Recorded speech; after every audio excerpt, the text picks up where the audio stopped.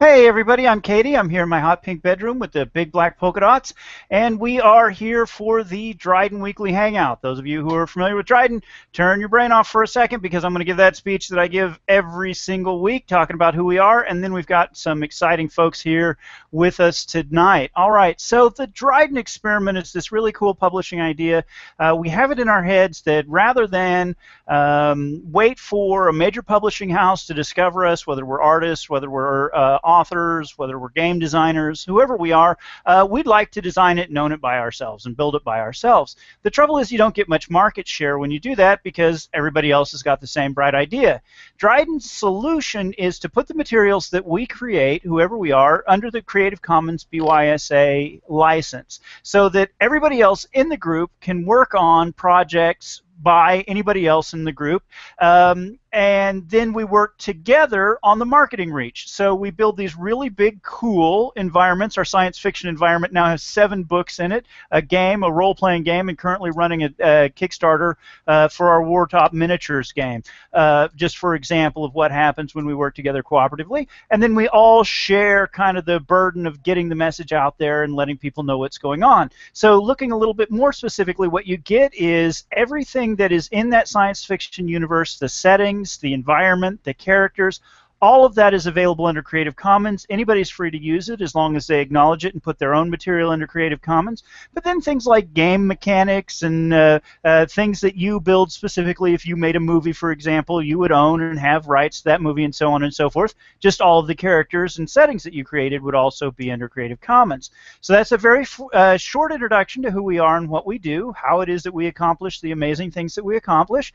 And once a week, we all get together and hang out on YouTube, and that's what's happening tonight. What I'm going to do is I'm just going to introduce the folks who are here, and then we'll come back and talk. We're going to have Russell and Dan both talk pretty specifically. So right now, let's just get an introduction just to say hi and let us know who's here. Dan, I'm going from left to right on my view, and you are the first person in my view. Why don't you introduce yourself to folks? Hey everyone, I'm Dan Hunt. I'm one of the authors for Dryden, and I also do poetry, strangely. Right on. So I'm working on some new stuff that we'll talk about a little bit later. Excellent. We're glad to have you here, Dan. Eugene, how are you this evening? I'm doing pretty well. I'm basically the big thing I'm starting to work on now is the Okuda storyline for the Okuda, which I know is going to be compilation, which is going to be talked about a little later on. Yes. And also 1 or 2 other short stories which are kind of in the mix right now. I'm not sure if I'll be able to get around to them, but the big thing I'm focusing right now is the Okuda, as well as to a certain extent still even though sale is over, still focusing on some promotion of Rise of the Europa. Excellent. Always the right day to be promoting one of the books. Excellent. Welcome. Russell, you want to just pop on and let us know who you are, and then we'll be right back to you in just a minute. Hey, fantastic. So, Russell Sawyer, I'm a game designer, RPG nut.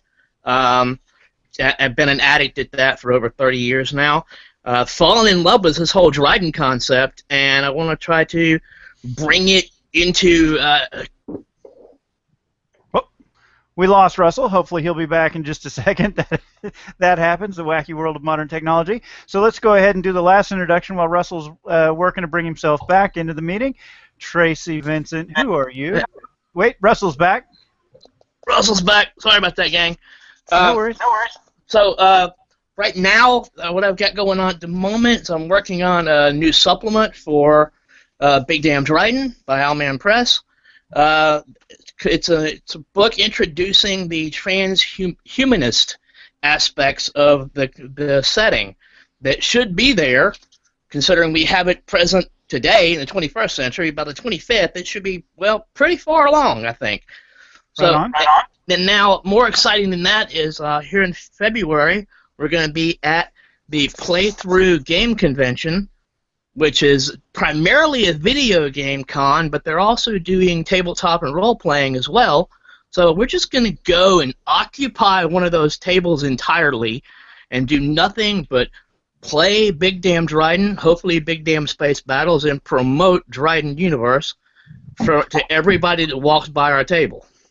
Wonderful. That's really exciting. And what we need to do is get the link for the comment section below, Russell. It's playthrough. If I just Google that, I'll find the correct link. I'll send you their webpage link. Perfect. Here in a bit. So we'll put that link. Now, I want to take a minute while we're here on Russell and invite Russell. Russell is working on the Transhumanist Project and the 21st Century Rules expansion for the Big Damn Dryden role-playing game, which was put out by Owlman Press in Australia.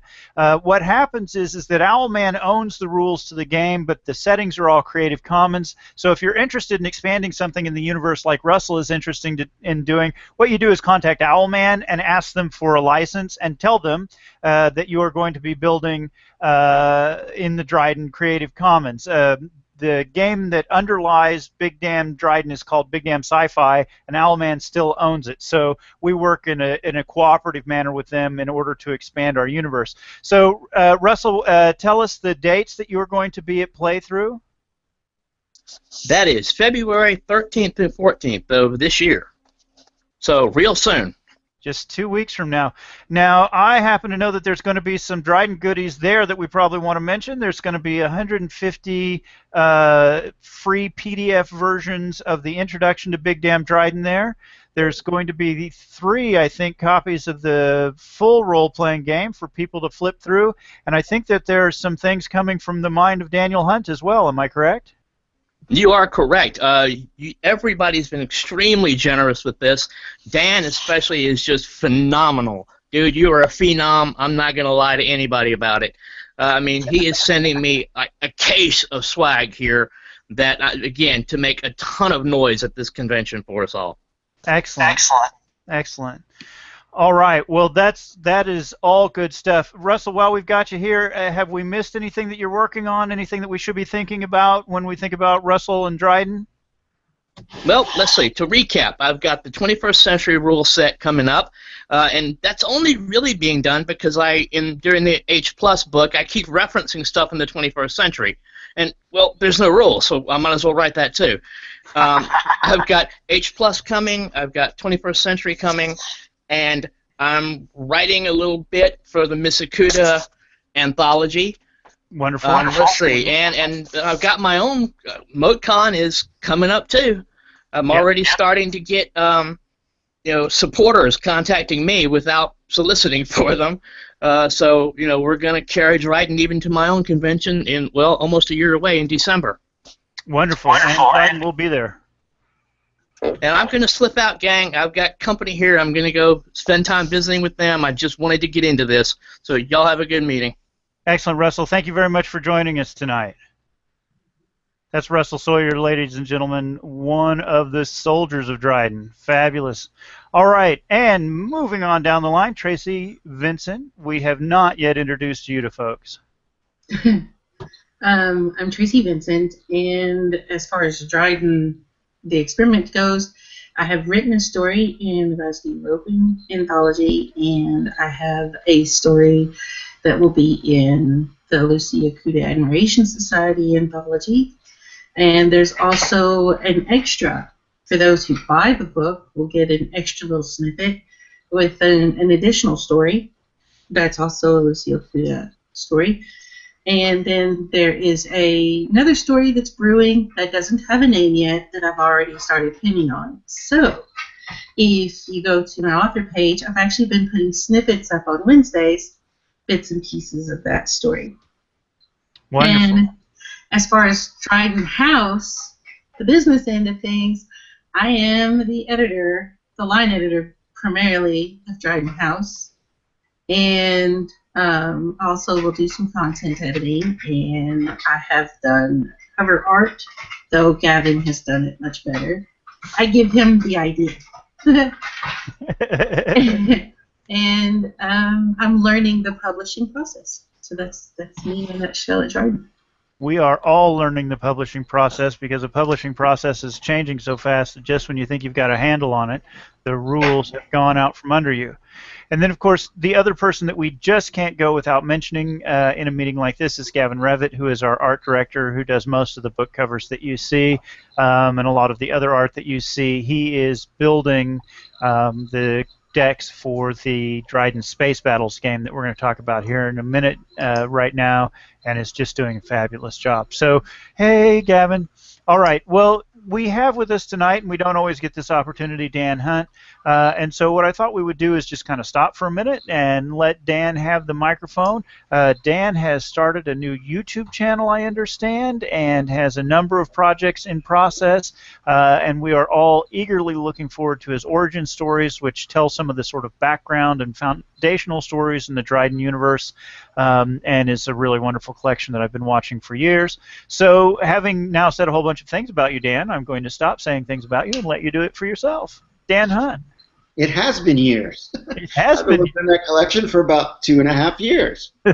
Yes. But, you know, you've edited a lot of those stories. Yes. I've had 2 other editors go through it, and then I've edited a ton out of it. So hopefully, after 2.5 years of working on it, it'll be a lot tighter story, the 4 of them. And so it went to book design early last week, and they said it would take about 2 weeks maybe before I could get my cover, and they lay it out and do all that, and then it'll be pretty quick turnaround once that's all done. So, Excellent. But the stories in it, so you've got Threshold, which introduces the Geist Marines. Yes. I won't go too far into the story, but so that one's really fun because there's a lot of action sequences, and it's both ground pounder type and also spacecraft, which is kind of neat. Yes. And the other story, I have Revenge in there, which has to do with a crazy person who's being haunted while he's giving the most sophisticated, newest, brightest, coolest weapon in the universe, which is always a good pitch. I like that story because it is the only glimpse we've had so far into sort of the early days of faster-than-light travel in the Dryden universe. It's sort of what Enterprise was for the Star Trek universe. We have had one peek at those early machines and how they were getting around star to star, and it's a story about a man who has completely lost his lunch in the most dangerous way possible. Yeah, very good story. And then I take a little bit of turn to the corrupt corporations with A Lucky Man. Lucky Man, yes. Nice little lot of murder and greed and all that stuff thrown in there. So it's kind of a fun. I kind of like the noirish type of thing. Which, if you notice, I just bought a collection of noir stories, Raymond Chandler. So I'm excited to get to read that pretty soon. Excellent. You know, that also introduced us to the planet of Telecon, which was a very enjoyable and interesting planet. I love the I don't know what you call them, Land Rovers that they use to get around in Telecon. That's really exciting. Yeah, and then the last story is a new one, and it actually goes back earlier than Revenge. It's called A Season for Killing, and I think only you and maybe Russell have read that. Russell hasn't read it yet because I didn't send it to him till today, but yes, Russell and I have now have it in hand, yes. And that goes really early in the Dryden timeline because that has to do with the, well, there's a couple names for it. People call it the First Resource War, the War of Annihilation. I think there's another term for it. Extermination War. Yeah, the Extermination Wars. Mm-hmm. And that's really a post-apocalyptic type of bit because the human race went through a transitional period where they almost didn't get out. Right. So, this is really our first glance at that time frame. So yeah, I'm really excited with Origins, and Gavin Revitt did the art in it, so that's cool. Fantastic. And speaking of Gavin, I just commissioned him for my next book, which is tentatively called Corporate Wars. And it will be, this is the one that I sent you the outline to, my 10-page outline. Mm-hmm. Oh, yep. My 10-page outline is turned into about 35 pages of prose. Wonderful. Puts me almost 2/3 of the way through that outline. And the idea is I want to write two novellas for that book, one being a step too far, and the other being tentatively entitled "Kiss Me Darkly," and it's going to Ooh. revisit the enforcer that you meet in A Lucky Man. He's going to become a recurrent character for me. Oh, interesting. I remember him. Yeah. Okay. So, and it's going to take place. The first story takes place on Papin's World. Okay. Which is the home world of Cirque. Yep, because that's where he goes to work for. So it's a nice little blend from the old story. So it's still in that mid-range time of the Dryden sphere of timeline. But so I'm pretty excited about that. Excellent. Gavin said he'd do the art for it, so he's now officially commissioned for that. And speaking of art, Excellent. what I sent him was horrible. It was a little stick man standing here, a stick man standing here, and a stick girl standing over here. And I said, yeah, make a cover out of that. You know, he's a wizard. I mean, really, every year Hogwarts sends him his letter, and he goes, "Look, I don't need you."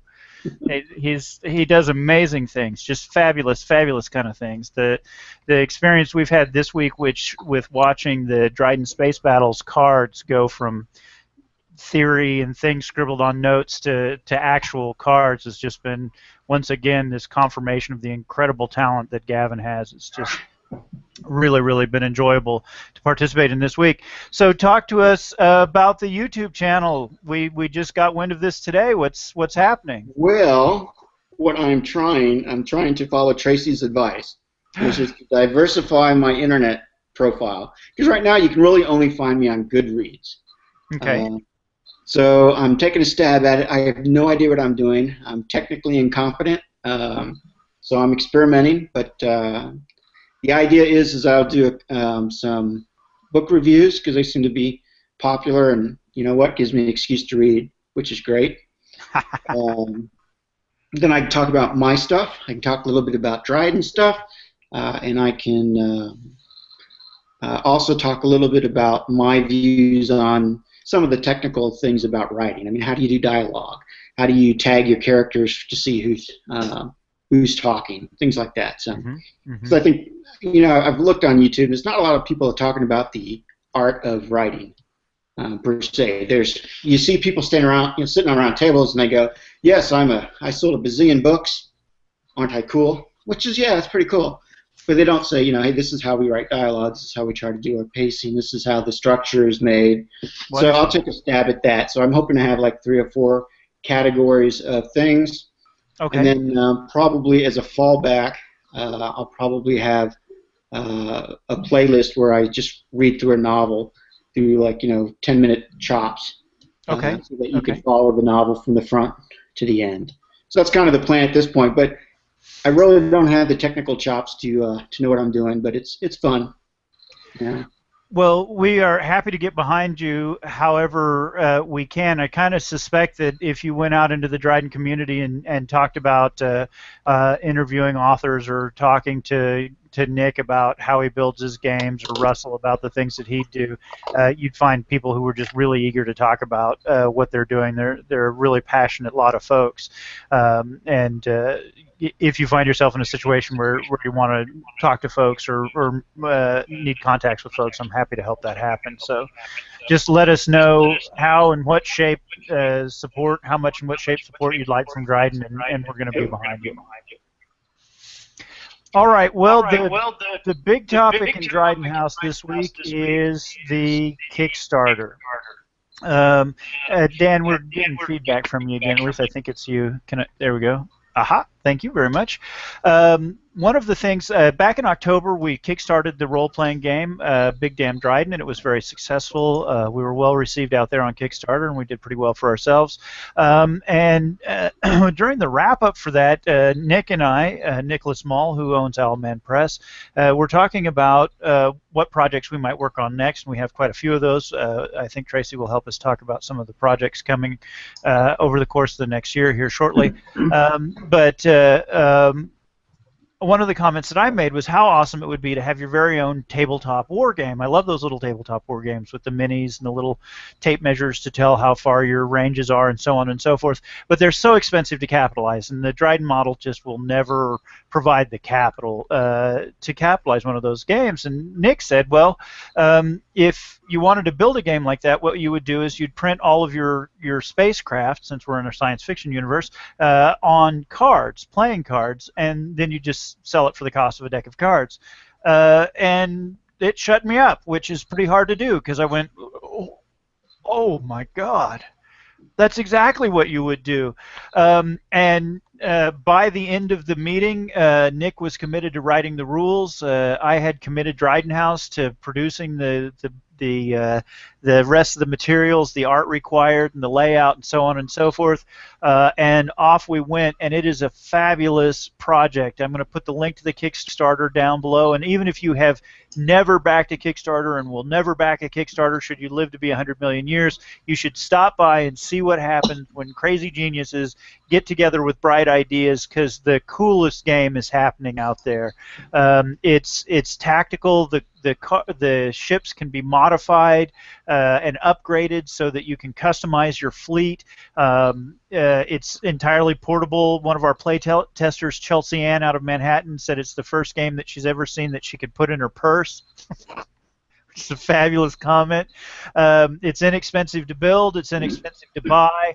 And it absolutely is Creative Commons doing things on the scale of a much larger corporation just because we kick so much ass. And we're having a lot of fun. And I definitely encourage everyone to go out there. We are notoriously famous for not plugging for money. We function very much on a kind of a $0 basis. You'll notice that we've requested a little bit more money than we usually do on that Kickstarter, and we're trying to raise a little more. And the reason for that has to do with the artists that we work with. We ask everybody to kind of get in on a shared contact. And I'm speaking now here about Dryden House, which is Tracy and Gavin and I. We are a sort of a separate small publishing company that services all of these folks who are working in Dryden. And what we ask them to do is sort of take a shared risk approach with us. We don't pay up front for the materials that they give us, and instead they take a share out of the profits. And the nice thing is that they get paid forever. If we have a runaway success, they have a runaway success too, and they continue to profit. We didn't just buy the art from them outright.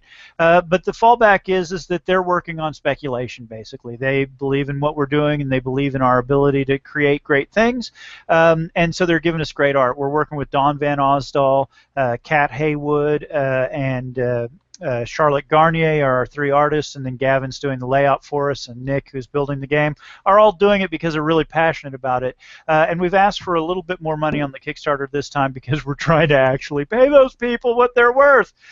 So I do encourage you, even if it's only a small contribution. I know that Dan made a very healthy contribution to the Kickstarter, and we're eternally grateful for that, Dan. Thank you very much.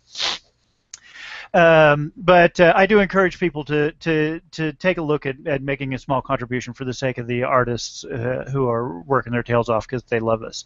Kind of two interesting things have happened in the Kickstarter. We launched it initially, and we got to about 50% funded, and we discovered that we had a rules change that we wanted to make, and we had a layout change that we needed to make before we were going to be able to put the game together. I hadn't put Gavin in a good place to succeed, and I needed to back up and get him re-steered and started back up. And so we turned it off. At 50% funded, we were well on our way to full funding. But when we rebooted, we did not go back into the new games and up-and-coming lists that we had the first time, and we didn't get those Kickstarter backers. And that has hurt us. We've had a really fabulous response out of the Dryden folks. They're there all the way. They're really behind us. But normally you get about half of your funders just sort of random stop-bys from Kickstarter, and they have not appeared at all, and hopefully we'll be able to dial them back in. But we did reboot. We're now ending the Kickstarter on the 25th of February, I believe, and we are curiously invisible on Kickstarter, and I don't understand that. The other really surreal thing that happened was that we got a message from Green Frog Press. Do you remember the name of the company, Tracy? I think it was Green Frog. Or Tree Frog Press? I think it's Green Frog. I think it's Green Frog Press, about their game. Our game was called Big Damn Space Battles, and they had released a game in 1998 that was out of print called Big Damn Space Battles, but they want to put it back in print in February. What were the odds? And we talked it over, and the original name that had been on the game was Dryden Space Battles, and we just decided to roll back to Dryden Space Battles rather than argue with them over whether or not they had copyright on that name. It creates a little bit of a funny on the Kickstarter because we can't rename the Kickstarter and we're not pulling it down again. So it continues to be called Big Damn Space Battles, but the game that will be released is called Dryden Space Battles, and you'll see that on all the art. Gavin has changed all the art over for us to Dryden Space Battles. So once again, props to Dryden. And Tracy, I had a feeling like I was supposed to say something else about the Kickstarter that I haven't said yet. Apparently not.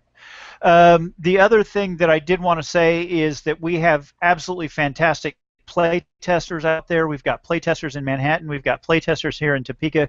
We've got play testers in Ballarat, Australia. And a tabletop war game takes a different level of testing than a role-playing game, and we have just had some real dynamic people come out of the woodwork and offer some fabulous insight into what we were doing right and what we were doing wrong, and we are really, really dependent on those folks, and we thank them all tremendously. All right, the next thing that I have on my list is we had a sale during the past week on The Rise of the Europan, which is a story that all three of the lovely people here with me this evening participated in. It is the story of the end of human dominance of local space because they upset the creature that lives in the undersea ocean of Europa. All three of the folks with us here today did a fabulous job on that, except we launched it during the Thanksgiving sales rush and got buried, so we put it back on sale last week. That sale went very well. And Tracy, do you want to talk about our sales model and what we're planning to do over the course of the next year with other books in our catalog and sales? Sure.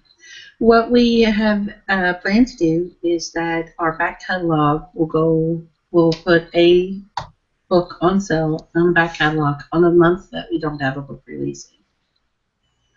So that way, if you didn't know that Laura Conrad actually has 2 books out, you knew about Lorelei You'll Never Die, but you had no idea she had Sky Goddesses of Dryden. Well, yep. This way you'll be able to see it because we're going to market it and we're going to put it out there for sale. So that way, in case you need to watch your budget, you can buy it when it's on sale. Otherwise. It would make it seem like our old titles are just that once we publish them, then we're forgotten about them, and we haven't. They're our babies. Just like all the new ones that come out, these are our babies too. And so when we put a new book out, of course, we'll be focused on that particular book at that moment, but on the months that we don't have a new book coming out, we'll be putting an older catalog title up. And especially as some of our environments get larger, it's important to sort of circulate those books. The Sky Goddesses of Dryden was actually, I think, the second thing ever published in the science fiction universe. And it sort of lives in obscurity right now. There's not a lot of folks reading it. There's not a lot of folks talking about the stories in it. But we don't want the new material that comes out in a universe or in a genre to bury the old. We want them to all grow on each other. And so part of the idea is that the universe is really big. You don't get to know it from just reading one of Dan's books or just reading one of Greta's books. You have to kind of get out there and feel your way around. And we want to help folks do that. That's one of the reasons why the introduction version to the role-playing game is always free, because it has a ton of backstory about the universe in it. And then also we're bringing these stories back, at least the ones that Dryden House owns, sort of one at a time, maybe every other month or however our publication schedule ends up working out, and putting the electronic version on sale so that we can help keep people fresh in the universe and help keep people exposed to the whole story and not just whatever the latest thing on the board is. All right, did I miss anything about that, Tracy? Mm-hmm. All right. Well, then I guess the next exciting news is that Alder's World Part 3 is still on the table, headed for an April release date. We do feel like we're still going to hit that date. That date is entirely dependent on me and me actually finishing the story, but I feel very solid about it. For those of you who are familiar with Alder's story, it happens in the 2400s, so later than Threshold or later than Revenge in Dan's story, but earlier than a lot of the other stories. And it's an exploration ship that gets out there into the very, very deep corners of space, and then everything that can go wrong does go wrong, because otherwise why would you write a story? And we end up following that ship and its crew for a very, very long time as they struggle to survive the adventures around them. I'm finding myself sort of quite emotional as I get into the last maybe about 15,000 words away from the end of the story, and some things that have needed to happen for a very, very long time in the story are finally happening. And at the same time that I'm excited to be wrapping up the project, I'm feeling a little bit verklempt. I'm also going to kill some more characters because that's what I do, and the story needs it.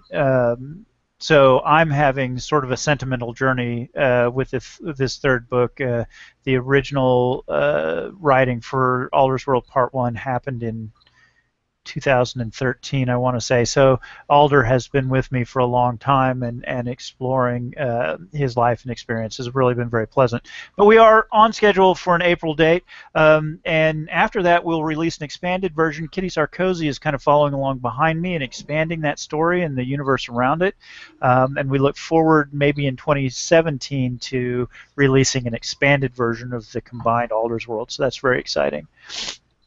We have all of the pieces in, all of the draft material in for our first horror collection, which is headed out in May. It's looking very good. I have a little bit of draft material that I've asked for some further work on, but everybody else is solid and in place, and we'll be headed to line edit soon. That's going to be called Introduction to the Nightmare, because all of those stories are teaser bits of a larger story. And so we're going to have, I think, 5 of our authors come in with some teasers for us, 4 of our authors, and we'll release them in May, so that's going very well. Eugene, in response to your question, I do not have cover art yet, but we will get there soonly because we're going to need to put it out in May. We also have just sort of a standing open call for horror stories. We have decided that it would be a lot of fun to every October do a collection of horror stories in the Dryden Nightmare universe. And if you have a nightmare story that you think might be fitting for our universe and you'd be willing to share under Creative Commons, that goes to drydenhousesubmissions@gmail.com. So away we go with that. The other project that we're working on is the Lucy Okuda Appreciation Society. We had a character in our science fiction universe showed up first in the role-playing game who is an assassin, but she's got a little bit of a twist, a couple of them, in fact. She's actually a clone of Inano Geisha, which is a Japanese warrior woman, female warrior class, from the 10th century. She was cloned by Synapse Biotechnology in the late 2400s, and now works as an assassin. She also has a very interesting defense mechanism. Everything that she does while she's on a job gets erased from her brain after she's done. She has no idea who she's killed or why, which keeps her from burning out and also keeps her from ever testifying against whoever hired her. She's a very popular character. She has her own Facebook fan page, and soon she will have a short story collection. We are still accepting stories for that project. We are anticipating a June date, but it may end up happening in July, depending on when we actually get all the draft material that we're looking for in. We have several projects, and I don't know where a lot of them are, that are expansions of the Big Damn Dryden role-playing game. We heard Russell earlier talk about the 2 that he's working on. There's one coming out of Manhattan, Kansas, from that group of people called the Citadel, which is a really exciting project. The Academy, which is a really exciting project because it is actually a mini game that you would play in order to build a character for Big Damn Dryden. So we think that's a really exciting project, and we're interested in it. We also know that Dr. Nick from Owlman is working on Patrons and Vassals, which will be an expansion for Dryden that will tell us more about some of the smaller corporations that are out there in the universe, and I think also has movement rules for vehicles in it is one of the perks that we're looking for, and it may or may not have the rules to make the Il Soltaire, which are our cybernetic space whales, which everybody needs to know about, into player characters. If not, then the Il Solitaire will have their own supplement coming soon after that. All right.